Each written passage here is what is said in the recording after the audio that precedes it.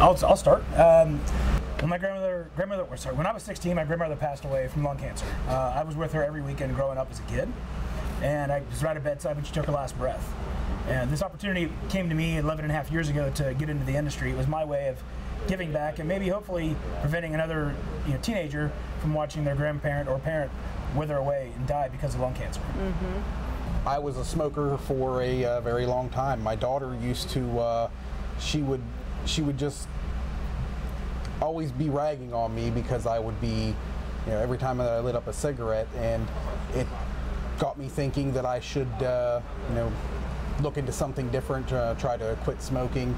I found vaping at a local flea market, actually, and it worked for me. I realized how well it worked for me. I knew it could work for other people, and I actually started off kind of like an Avon man. I had a little suitcase that I would take door to door and sell electronic cigarettes to people.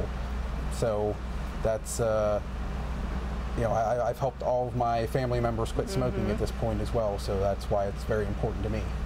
I smoked for 25 plus years, and after so long I just hated how I felt, because I'd wake up every morning, I would just hack up all this crap out of my lungs. I would wheeze at night, and I delivered pizza and we had to run all the time, so I wasn't capable of running because I couldn't breathe.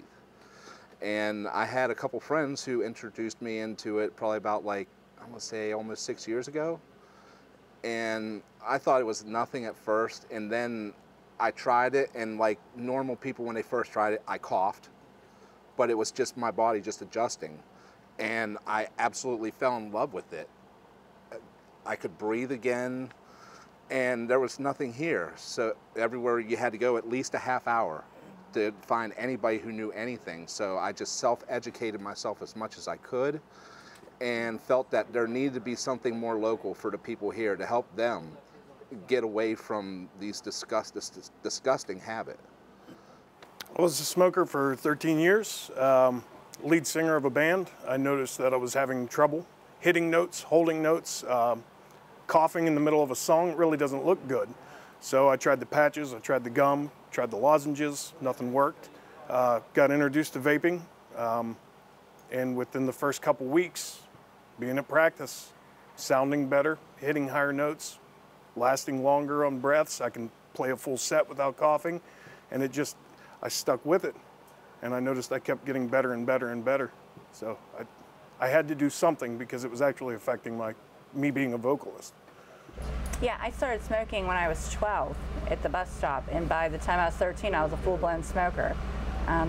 Getting them for wherever I could. My parents, back then you could get them out of vending machines inside of a door of a store. It wasn't like it was now, but I quit, and I quit. It wasn't for really, I couldn't breathe, I couldn't walk a distance without getting out of breath. I had young kids, couldn't keep up with them, and I could see the effect it was taking on my skin, my face. Like, my face was drawing. The more I would smoke that day, the darker the circles were under my eyes. And my friend owned vape shops up in Altoona, and she's like, just come up and get it. And I did, and I never touched a cigarette again. Like, it worked that quick. I started vaping, never smoked again, and it's been 7 years. Like a lot of these people, I started smoking when I was young too. I was probably 15 when I first started. But I was lucky enough to be in a generation where by the time I was 18, the vape industry was already, something that was around. So I was actually able to get off of combustible cigarettes and start vaping because it was around. If it wasn't around at the time, or, say, somebody an adult who is 18 or, to 21, wasn't allowed to get it, I would have been left out there, and I probably would have still been smoking, and who knows where my health would have been now.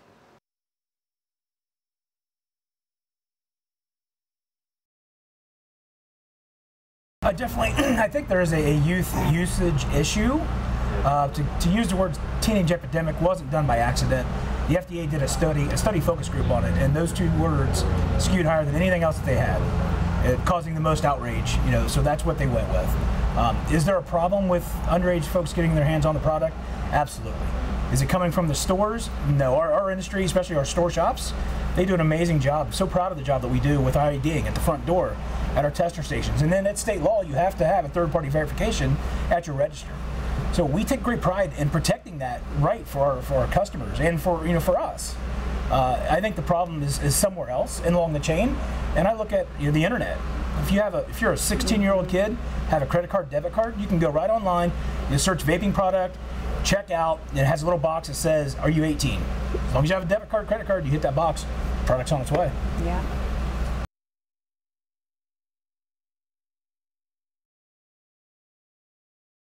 There's two real different types of products. You have closed systems and open systems. A closed system device is something that you cannot add liquid to. It's a finished product, you use it, once it's empty, you throw away the cartridge, you put a new one on. Then you have the open system stuff, which is like what more traditional vape shops sell. The Juul product in itself, it's a great product. It's a great entry point for people that want to stop smoking. It's highly concentrated nicotine. For somebody that smokes 3 or 4 packs a day, it's a great introduction. But it's our hopes that they use that to go out and search for their local vape shop, because unlike some of the products that we sell in our shops, there's not a step-down option for products like Juul. You go from a 50 milligram down to a 30 and there's no zero. Yeah.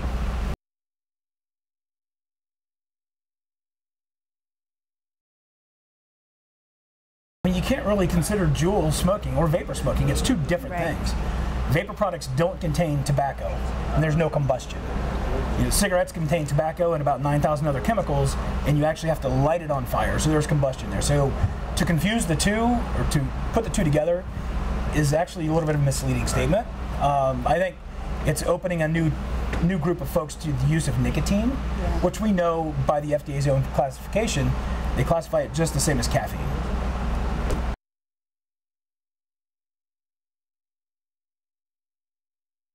It's a huge issue for us, because you have somebody sitting, wanting to really make that change to get off the tobacco that they may have started before they were able to drive. Mm-hmm. And if they're 18 to 20 years old, if the state law goes through the way it's written, they're not going to have that option to use a 95% less harmful product that has also been proven to be twice as effective as the patch and gum.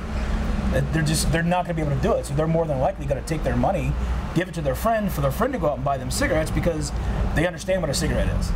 A lot of them don't understand how to work some of these devices, or the fact that these places, vape shops, even exist. They don't want to walk into it. Sometimes these shops can be a little bit overwhelming. The average person doesn't understand what it is, but they get turned off by the big clouds. As you see, none of us here are doing that. This is not about big clouds for us. It's about saving lives, and hopefully giving somebody the option to extend their life a few years. And that's where we're at. And it really frustrates us, because we do get lumped into the smoking category, or we get put into a situation where, you're 18 to 20 years old. I'm sorry, we can't help you anymore, because our state says you're not an adult enough to make a responsible decision to stop smoking by using something that is 95% less harmful and twice as effective as what's out there on the market currently. It's very frustrating for us. So do you think that's giving you a bad rap then? Absolutely. I think we have a little bit of a misconception in the media, but it's changing. The consensus overall is changing. As people start to understand it, successful quitters from vaping are starting to tell their friends and help tell their friends, and you're seeing an influx of new people come in and wanting to know and want to understand what the product is. It's propylene glycol, vegetable glycerin, nicotine, and flavoring. I mean, that's it. How many people, I guess, do not? Do not We sell do Juul? not. We do not. We do not sell Juul. No, we do not. sell. Okay. Why? The goal of vaping is to become nicotine free. So you start with a higher milligram nicotine once you stop smoking, to get you off of the combustible tobacco. Then you gradually work your way down. We have 0 milligram option. Juul does not offer a 0 milligram option. They offer 50 milligram and 30, and that's it. So where's the quit line? Yep. The main goal is to be nicotine free, to not do any of it. And there's no option with that product like there is with our product. Right. Yeah. I can't tell you the number of people that I've ran across that were former customers of mine. I'll see them out at Walmart or out at the local grocery store or something. They come up to me and they apologize to me. They say, "Hey, I'm sorry, I haven't been in.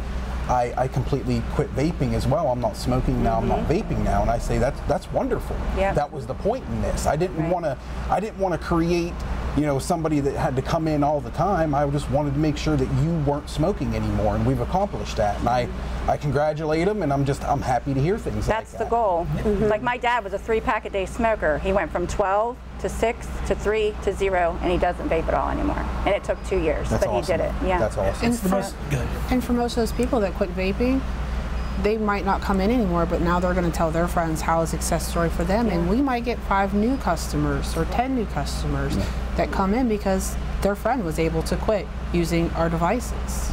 Yeah, more than us, our biggest success story for our industry, and I tell this to everybody I meet, and I think I was telling you this earlier, is we want to lose customers through success of using this product. Right. There's nothing more rewarding than that. You know, we all want to have a business and, you know, be able to live our lives, but the best, most rewarding thing that we can do is for somebody to come in, use a 0, and then eventually come back in and say, you know, hey, I'm done. I really appreciate your guys' help, but I'm done. And I still get customers from their 50s to their 80s. I just stop in, peek their head in, and I'm still not vaping, still not smoking. It's the greatest feeling in the world. It really is. And that's one thing that doesn't get shown a lot. We see the teens, you know, the vaping epidemic with the teens, but we don't see the middle-aged people that have successfully quit smoking, like 50 to 80. Those are the age groups that come in and they have quit smoking, and we don't see that in the media. We just see the teens. We don't see the success stories. If I can, when we go through our customer loyalty program, it gives us a percentage on you know, the age rates of our customers. 18 to 24 years old is our lowest percentage rate of 25%. Yeah. So there's not nearly as many young adults using these products as people would think. We have a lot of middle-aged and older than middle-aged people that have benefited from vaping, and you know, well, that's one of the things that I was happy to see. It just wasn't, I don't believe it's creating a culture for the younger generation. I think it's helping the older generation. We have a great opportunity, from where we stand, to change the course of history. You know, we have the ability to stop what's happened over all these years and really change somebody's life. And it's so rewarding to be able to do that every day. It makes you feel good, makes you really happy to get out of bed and go to work in the morning. You know, I talked to somebody that was a 4-pack-a-day smoker, and they absolutely were just miserable. They weren't ever happy. They never smiled. After about a month, you know, they've seen changes where they're happy, and that's just the greatest attribute you can have, is somebody coming into your shop extremely excited because they're stepping down to a 3 milligram this week, and they're just on fire. They've done something they never thought they could ever be able to do. We just want to be a part of the solution, not a part of the problem, which is why we all come together. Is we want to try to figure out how we can help each other get better overall. You know, we have certain things that we want to do, and we want to make sure that we're giving the best ideas, and hopefully we can meet with some of our local, you know, educators and folks in our city councils to help, you know, and parents. I mean, we want to show them what to look for. Here's what to look for. Here's what you're doing. And if your kid comes up to you and says, "Oh, I'm using a Juul, but I have 0 milligram," it's a flat out lie. It don't exist. Right. Yeah. Yeah. So I guess. We don't look at each other as competition, though. No, we're all in this together. We all care about the industry. We made a united front on making sure that we are protecting people's health and trying to get people away from using, you know, traditional combustible cigarettes. And I think we all take pride and joy in the fact that we help people do that. And we stay in contact with each other constantly, talking to each other, comparing different things we brought in, comparing different promotions and strategies and things like that. And we work very well as a team, and it's a wonderful thing. This community is amazing. It really is. When you can go to your vape shop and just hang out for a couple hours, you know, you build relationships that you can't imagine with your customers.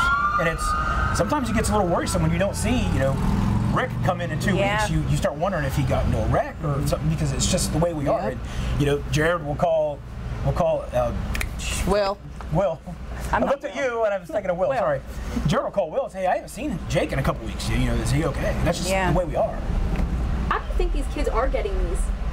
The same way we did when we were all younger and took cigarettes from our parents. The same way they get anything from their friends, the internet.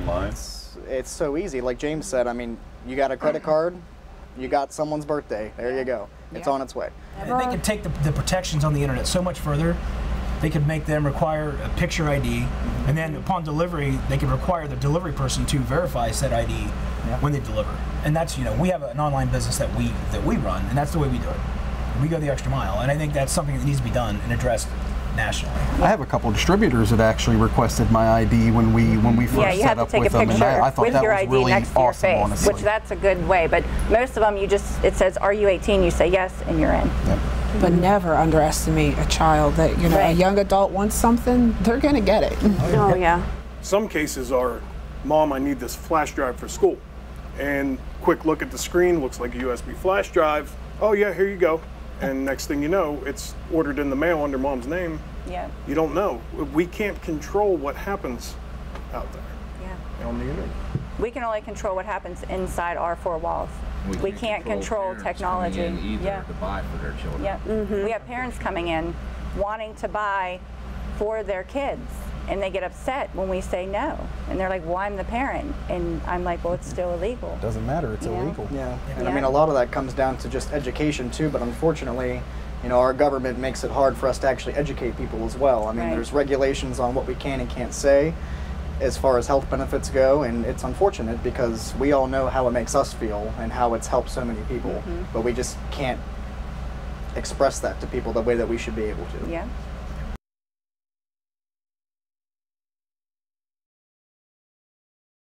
I think if, I know most of these guys here, but I think if you're an educator, if you're a parent, and you're concerned, walk into your local vape shop and ask questions. Absolutely. We will all be happy to educate you and to answer any question you have. You find something in your child's book bag, you're not sure what it is, bring it to us. We'll tell you exactly what it is. Tell you what's in it, what kind of substance they're using. Exactly. We're not bad people. We're good people. We are more than willing to talk and answer questions and educate anyone. We're here to help. But yeah, it just has to be answered. Absolutely. Yeah, the question just has to be asked. It's a stupid question. No. Yeah, we've heard them all. we just need parents to be a little more vigilant in what's going on. You know, they have to see. If they see something that looks like a flash drive, they better look at it and make sure that it's not. If they see something that looks like a cigarette, they better look at it again, make sure it's not. If something looks like a long flashlight, they better take a look at it again. Or laser pointer, they better start looking, because that could obviously save or change the conversation for them moving down the road. If they come and talk to one of us and say, hey, what is this? We can help. We want to be a part of the solution, not a part of the problem. And it's to the point with us where we're trying to figure out how much more we can do to help, because we want to be there at the end.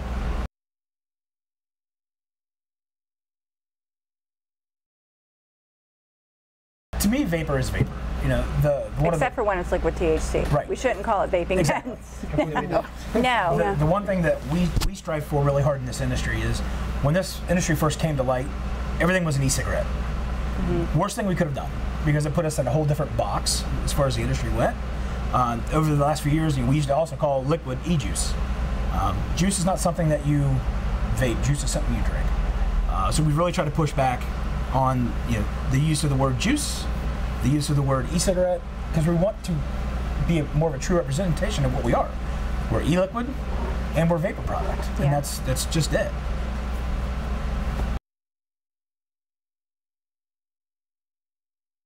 I think the biggest problem this industry has is marketing. We have some bad actors in this industry, unfortunately, that like to put a Care Bear on the front of their bottle, or Tutti Frutti gumdrops, whatever. That's just, it's not the representation of what the true industry is. Right. We want a strawberry flavored liquid with a professionally done label that has all the warnings it needs to have on it. I mean, I would even go as far as to ask to have the poison control hotline number put on it. I mean, that's how serious we are. We do it for the liquids that we make. We want to make sure that we're giving as much information to them as possibly can, most professionally, and it needs to be something that would even be close to being enticing to a kid. And that's not what we're here. Again, we're not here for that. We're here to help an adult industry get off of an adult problem that they started when they were underage. Yeah. We're not here to bring new underage users into this industry because we want to create this whole different outcome. That's not where we're at. I think this interview I hear is honestly a great step. Yeah. This is something that 2.5 years ago would not have been possible. A lot of the media back then, before there was ever an opportunity for us to give our side of the story, we were already being threatened with everything else or accused of this and that. It's very refreshing when we get a chance to tell our side of the story. So that's just the first. I think the second thing is, we as business owners and members of the community need to start talking to our schools, and we need to start talking to our friends and our neighbors. We need to explain to them what's going on. The only way we're going to be able to get through this is by working together and addressing these issues together. If we start dividing or becoming divisive in the industry, we're going to fail, and we're going to fail miserably. That's not what we want.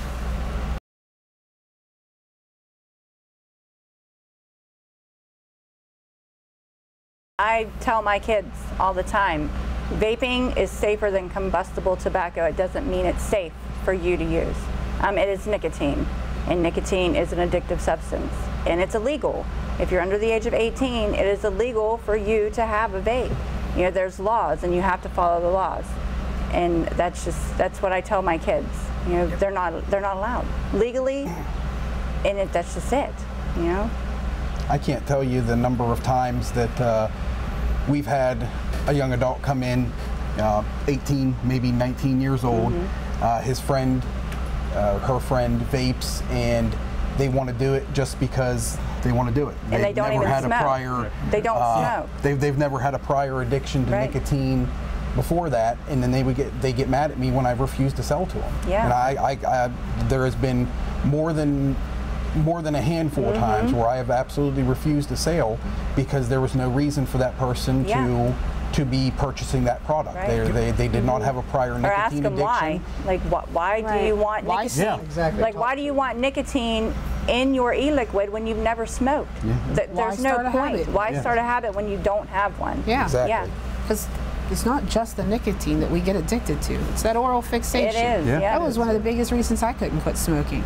I couldn't get past that oral fixation. Yeah, let me tell you. Mouth. Going to the gas station when I tried to stop smoking cold turkey, I'd have bags of M&Ms in both pockets because I had to cure it, and I got big. I went back to smoking because I was sick of being fat. And then he started, you know, vaping, and he would tell me all the time, "This is great, this is wonderful," and I would look at him like, "You're so full of it. There is no way that's so wonderful." But I tried it, and within 2 weeks, I was a believer, and that's how we ended up with our shop. Yeah. We ended up with our shop because a lady showed up at my door at dinner time that I didn't know, and I said it's time for a brick and mortar because I have strangers in my house. But dinner time, there was a stranger in my house wanting to look at my e-cigarettes. See, I was used to it because I was selling out of my house when I started. And that was a little bit to get adjusted to let people that you have no idea who they are step into your home. That's why we got a brick and mortar. And you got to have all the trust in the world because with you don't know what people are going to do this day. You have no idea. That was the big reason why I went and finally opened up mine. I just couldn't have people coming in. I think the biggest thing is the media focusing on the teens and not focusing on the success.